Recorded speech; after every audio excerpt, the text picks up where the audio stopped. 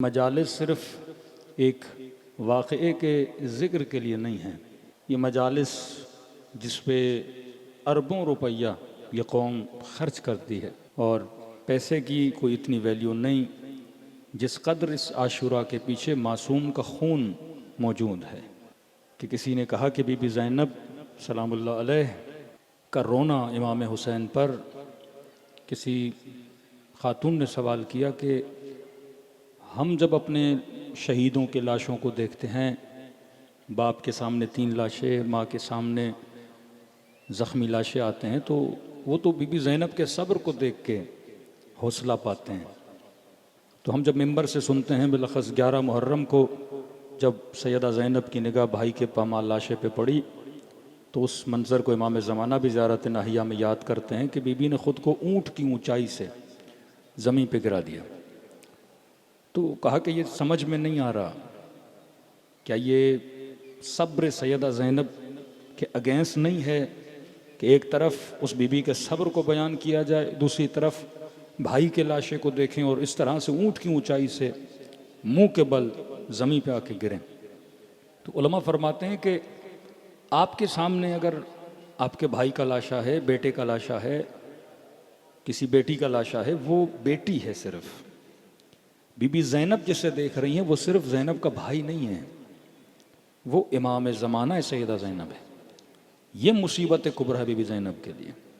हाँ, भाई के बदन पे लाशें दौड़ाए जाएं सब्र किया जा सकता है, लेकिन अगर किसी का इमाम ज़माना हो और उस इमाम की तौहीन की जाए, ये मुसीबत कुबरा। इस मुसीबत को सैयदा ज़ैनब देख के ऊँट की ऊंचाई से नीचे की तरफ आ रही हैं। तो ये करबला, ये आशूरा जो हम मना रहे हैं, इसके पीछे खून है अबा अब्दुल्लाह अल हुसैन है, इसके पीछे 6 महीने के बच्चे अली असगर का खून है। मैंने इमाम बारगाह IRC में लास्ट ईयर कशरा पढ़ा था, the hidden the secret network of अहलुल बैत अलैहिस्सलातु वस्सलाम।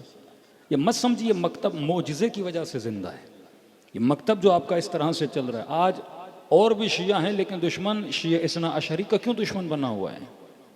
आज आपकी लीडरशिप्स को क्यों मारा जाता है? सिर्फ एक मुल्क में नहीं, हर मुल्क में। वो शहीद हुसैनी ले लें, अपने बुजुर्ग अकाबिर शुहदा दे लें, क्यों इस कौम के शायरों को, क्यों सिब्ते जाफ़र जैसों को, क्यों इस कौम के ख़तीबों को शहीद किया जाता है? दूसरे कौमें भी तो हैं, वो भी तो नुहें पढ़ते हैं। शियों के अंदर और भी गुरु हैं, शिशमावी भी हैं, बोहरा भी हैं, लेकिन मसला आपसे क्या है? क्योंकि शिया इस्ना अशरी को अहल बैत अलैहिस्सलातु वस्सलाम एक नज़म देकर गए, एक सिस्टम देकर गए। ये वाहिद सिस्टम है जो इस्तिकबार आलम के मुकाबले में खड़ा हो सकता है। किसी के पास इतना प्रॉपर सिस्टम नहीं है जो आपके पास है। अब सवाल सिस्टम हो भी लेकिन फिर भी नाकामियाँ हो, तो इसका मतलब हमने उस अज़ा इमाम हुसैन से वो फ़ायदा नहीं लिया जो अज़ादार इमाम हुसैन से लेना चाहिए। हमने मिंबर से, हमने मजलिस से वो फ़ायदा नहीं लिया जो लेना चाहिए।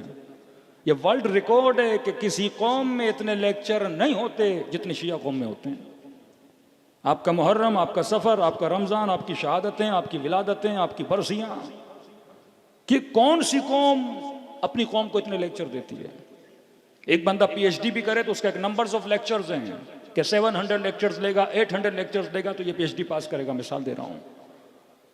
आप जिंदगी में सोचिए तो सही, आपने कितने आवर मजालिस सुनी है, कितने घंटे फर्शदा पे आए हो?